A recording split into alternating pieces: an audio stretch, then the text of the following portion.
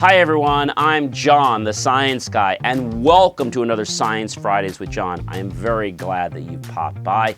Remember to scan that QR code at the bottom or visit believemeachieve.com for more of my amazing, inspiring creations that will improve the quality of your life. All right, so we've got our little water container here, and we've got a UV light on the bottom turned on. You can see already the blue UV light is starting to shine through. I'm going to open our Riboflavin like so here. We'll take our paper clip just to puncture. And I've done that. Looks like I punctured it. I can hear it. I'm going to put 10 drops of this into the water. 1, 2, 3, 4, 5, 6, 7, 8, 9, 10.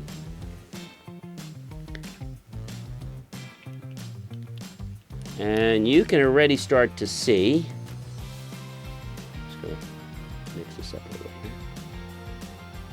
Already start to see the little green effect we're getting. It's a little green nightlight. You can see the cool little patterns we're getting, all from just the water and this riboflavin and the UV light. And you can see the more that we wait, you can see that it's starting to grow downward. See, it started at the top where I put it in there, and it's starting to funnel down. So the more we wait, you can actually see that the green is starting to filter down to the bottom. You can see very slowly that it is starting to fill down to the bottom.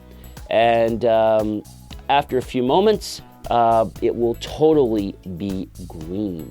So UV lights can be used for a lot of different applications, including creating some very aesthetically pleasing landscaping, maybe outside or inside, because the UV light can help certain plants and even certain types of liquids show up completely different. In fact, they've been used in aquariums for years.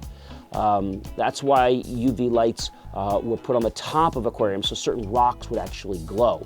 My question though is it safe for fish to actually have a UV light, pointing down on them all day long? I'm thinking no, because looking at this light directly would be dangerous to human eyes. And you see, the more we wait, you see how it's starting to really move down quite a bit.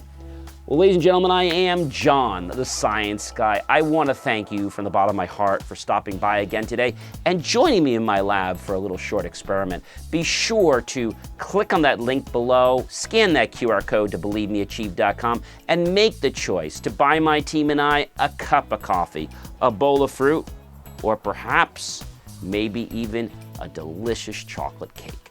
Either way, we're going to be grateful for those pennies and dollars you invest into us.